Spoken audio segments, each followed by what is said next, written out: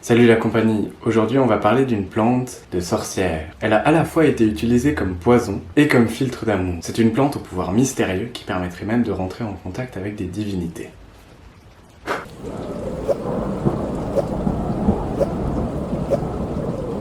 Certains de vous l'auront peut-être compris, nous allons parler aujourd'hui de la belladone. Avoue que t'avais pensé à la mandragore au début, hein? Atropa belladonna, c'est le nom que lui a donné Carl von Linné, un naturaliste congolais, suédois, norvégien, péruvien, bref on s'en fout, et je dois avouer que ce nom est vraiment bien pensé. Effectivement, Atropa vient du grec atropos, qui est l'une des moires. Les moires sont des divinités grecques, au nombre de 3, et la dernière, l'implacable, s'appelle justement Atropos, vous l'avez deviné.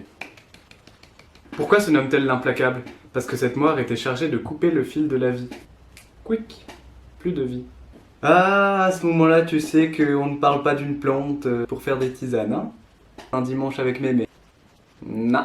Quant à son deuxième nom, belladonna, il vient de l'italien et signifie belle dame. Effectivement, c'est une jolie plante. Regardez-moi cette fleur, elle est magnifique. Rose avec son cœur jaune mielleux. Et le fruit est vraiment comme ça dans la vraie vie, entouré d'un calice à 5 sépales. C'est ce qui fait sa particularité, on a vraiment l'impression que la plante nous observe. Belladonna s'inspire directement des mixtures que préparaient les femmes au Moyen-Âge pour provoquer chez elles une midriase. Et ce, dans le seul but de se rendre plus séduisante. Je sais pas ce que t'en penses, mais une dame qui arrive avec les pupilles dilatées, qui a l'air complètement shootée à l'ouest, moi ça m'attire pas trop.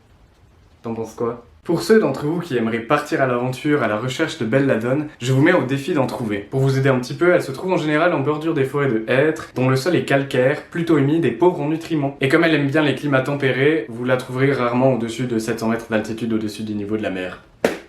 Voilà, c'est tout ce qu'il y avait à dire. Ah non, je crois qu'il y avait encore un truc, mais j'ai oublié. Ce qui est assez génial avec cette plante, c'est qu'elle fait partie d'une famille, les Solanacées, qui comprend un certain nombre de plantes emblématiques dans le monde de la sorcellerie, comme la Jusquiame, le Datura, ou encore la Mandragore. D'ailleurs, les lanternes du Japon font aussi partie de cette famille. Tu vois ce que c'est les lanternes du Japon, toi? Aussi, il existe des plantes un peu plus communes, comme la tomate, la pomme de terre ou le tabac.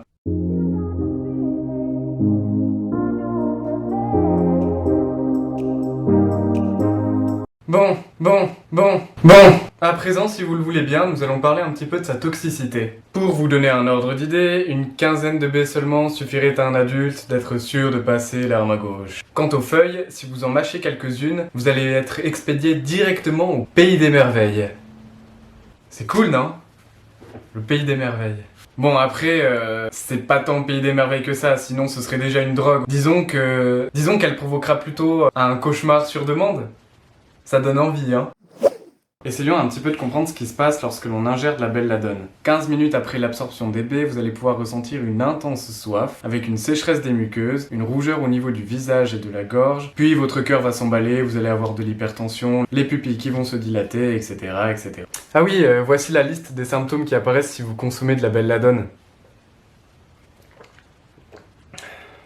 Et 1 heure après l'absorption, vous êtes sûr d'être raide. Sans traitement, évidemment. Les molécules responsables de cette toxicité sont des alcaloïdes, en particulier chez la belladone, la scopolamine, la iocyanine et l'atropine.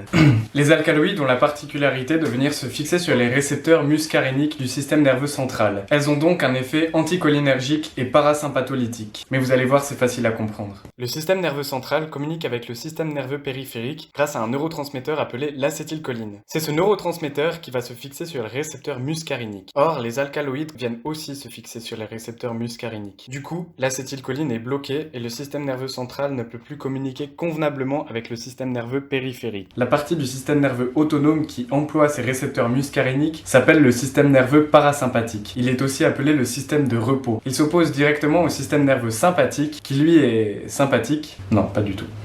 Qui lui est actif lorsque l'on est en mouvement. Ainsi, leur blocage pourrait entraîner ce que l'on pourrait appeler une augmentation du tonus du système nerveux sympathique.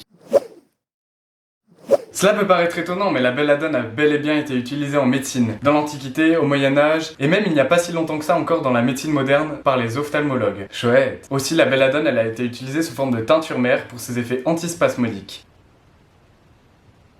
En gros, elle a été utilisée sous forme d'extraction alcoolique pour calmer diverses douleurs du système digestif. En général, surtout les crampes. Dans le genre les crampes d'estomac. Ils pouvaient ingérer la belladone et se sentir mieux après. Beaucoup mieux. Chouette. Disons qu'en teinture mère, elle pouvait aussi aider un petit peu à calmer la fièvre. Ça peut paraître étonnant parce qu'en général, elle provoque une fièvre. Mais là, apparemment, en compresse, elle pouvait aider un petit peu à calmer la fièvre. Chouette. Et après, il y a eu la médecine moderne. Le plus incroyable dans tout ça, c'est que les ophtalmologues utilisaient la molécule d'atropine pour faire leurs examens des yeux. La molécule d'atropine, c'est celle qui provoque justement une mydriase. Mais bon, étant donné que c'est quand même une molécule qui est issue d'une plante toxique et potentiellement mortelle, aujourd'hui elle a été remplacée par les molécules de tropicamide ou de chlorhydrate de phényléphrine qui sont beaucoup moins dangereuses, avec beaucoup moins d'effets secondaires et qui sont du coup plus accessibles à un large public. Aujourd'hui, si vous voulez quand même consommer de la belladone, et ben c'est possible.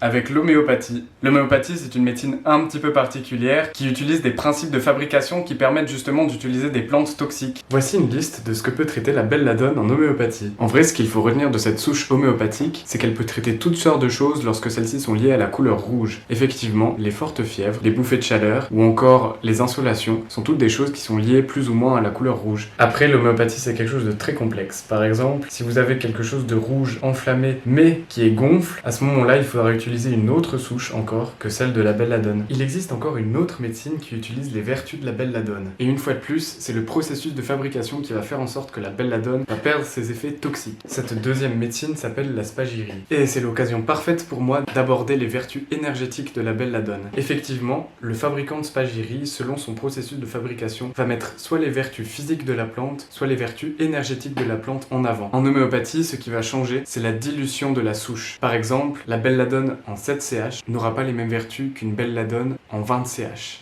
Du coup, puisqu'on y est, voici une liste de ce que la belladone pourrait traiter sur le plan énergétique.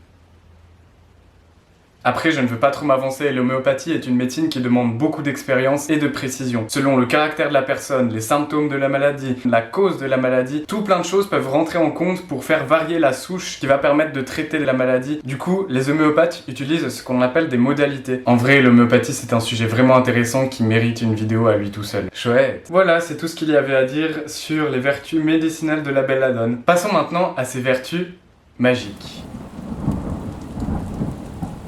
Les sorcières n'étaient pas les seules à faire usage de la belladone. Les prêtresses aussi savaient exploiter ses pouvoirs. Elles fabriquaient avec les feuilles des infusions qui leur permettaient de rentrer en contact avec leur dieu. Effectivement, comme cela provoquait une hallucination, en revenant, elles avaient l'impression d'avoir été transportées dans un univers parallèle. C'est cool, non? On pourra dire ce qu'on veut, ça devait être vachement stylé comme rituel religieux. Les sorcières, elles, utilisaient d'autres pouvoirs de la belladone. En se préparant des potions, avec les racines, les feuilles, les baies, tout était permis en sorcellerie. Elles en ingéraient une petite quantité au bon dosage, ou alors elles s'en mettaient directement dans les yeux. Cela provoquait chez elles une dilatation des pupilles et les rendait un petit peu inhibées, ce qui leur permettait de séduire plus facilement les hommes. Aussi, elles savaient faire des préparations qu'elles versaient dans les verres des personnes ciblées. Ceux-ci étant un petit peu étourdis et un petit peu drogués, ces personnes-là devenaient des proies faciles. Mais les filtres d'amour n'étaient pas les seules potions pouvant être concoctées avec la belladone. Les sorcières savaient aussi en fabriquer du poison. Il suffisait d'en extraire le jus, de le laisser fermenter et de le faire passer pour du vin.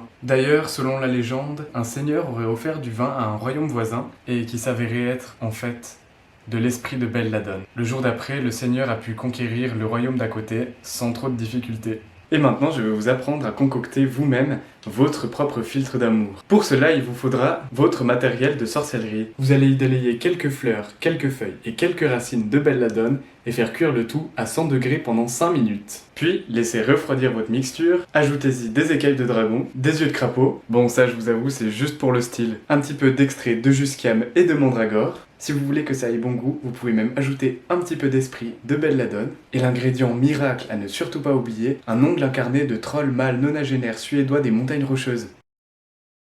Félicitations, vous êtes officiellement prêtresse et sorcière de l'Antiquité. Votre diplôme est dans la description, je vous permets d'aller le télécharger, il y a déjà ma signature. Vous allez voir, c'est un véritable diplôme de sorcière. Un vrai, je ne plaisante pas. Cette vidéo est à présent terminée, n'hésitez pas à laisser un pouce vers le haut si la vidéo vous a plu. Si vous avez passé un bon moment en ma compagnie, vous pouvez partager la vidéo, vous abonner, activer la cloche ou à me rejoindre sur Instagram. Merci à tous d'avoir suivi cette vidéo jusqu'au bout et je vous dis à la prochaine. Salut la compagnie.